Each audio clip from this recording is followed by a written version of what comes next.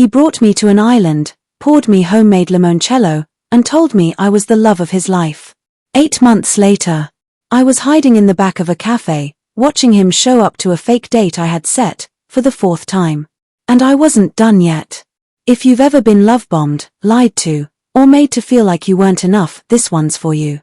Don't forget to hit that like button, subscribe, and stay tuned, because the revenge in this story, it's not just satisfying. It's poetic. Voice, calm but pained. 8 years ago, I met someone who felt like the missing piece of my soul. He was charming, attentive, and for the first time in my life I felt seen, heard, loved. We clicked instantly. I'd talk, and he'd actually listen. He remembered every detail, every story. 2 months in, he took me to a secluded island on his little boat. He served a homemade lunch, poured limoncello under the warm sun, and gave me a giant shell he said he found just for me while diving. He even gave me a toy from his childhood. Said it was his most precious memory. And I gave him my heart. But fairy tales don't come wrapped in real people. They come with fine print. And his fine print started bleeding through faster than I could have imagined. At first, it was small. A sarcastic remark about my appearance. A joke that stung a little too much. A smirk when I got upset. Then came the jealousy games. He'd flirt with other women right in front of me. And when I cried, he'd apologize, then transform into the sweet man I first fell for. It was like emotional whiplash. I felt like I was losing my mind, constantly proving my love, just to get a scrap of what he gave so freely in the beginning. Then, one day, I stepped out of the shower and saw him on an online dating site. He smirked. Said he wanted me to see it. Wanted to see if I'd get jealous and controlling again. But something didn't add up. He wasn't tech-savvy. I remembered, early in our relationship, he once needed help setting up a chess account. He gave me a username and password over the phone, and I remembered it. So I tried it. And it worked. I logged into his dating profile and what I found shattered me. He wasn't just flirting. He was cheating. Actively. Repeatedly. Worse, he was talking about me. Mocking me. Sharing private, intimate details. I collapsed to the floor, sobbing like a child. The pain was too sharp. Too deep. That dream version of our relationship. It never existed. But then, something snapped. And in that moment, I decided I wasn't going to cry anymore. I was going to take back control. So I became someone else.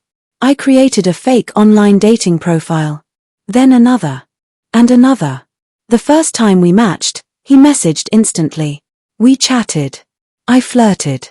He fell for it, fast. Within days, he begged to meet. I hesitated, played it coy. Eventually, I agreed. A large cafe. Neutral ground.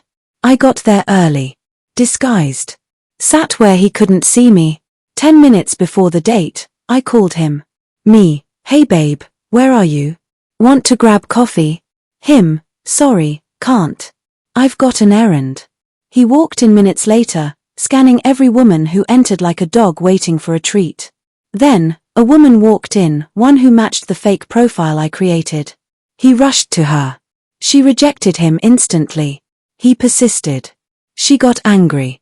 Told him off. He looked crushed. Beat. I watched it all. Later that night, I messaged him as the fake woman. Told him I saw him, but didn't find him attractive. Said I chickened out of saying it to his face. He replied, no worries, no hard feelings. But I knew better. He was narcissistic. That rejection, it would eat him alive. And so, I did it again. And again. Sometimes he'd show up and get stood up. Sometimes the woman would cancel at the last minute.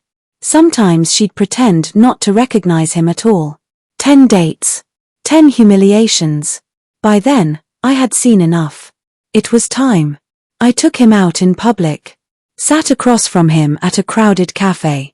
And I said, we're done. He blinked. What? Why? I looked him dead in the eye.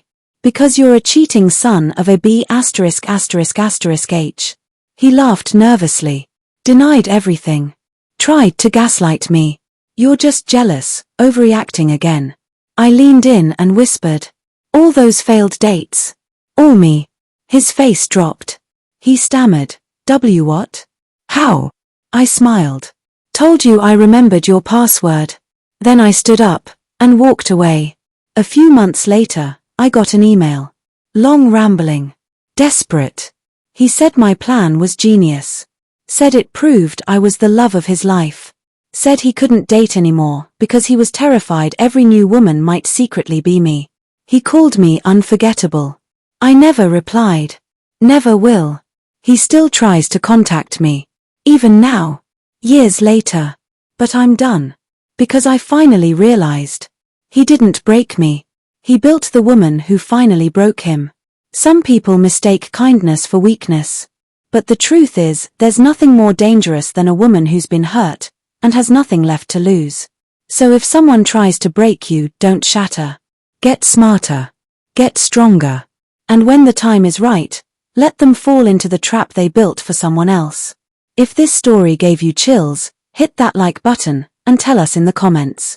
What would you have done in her place? And if you love poetic justice, satisfying revenge, and real stories that make your heart race, subscribe now.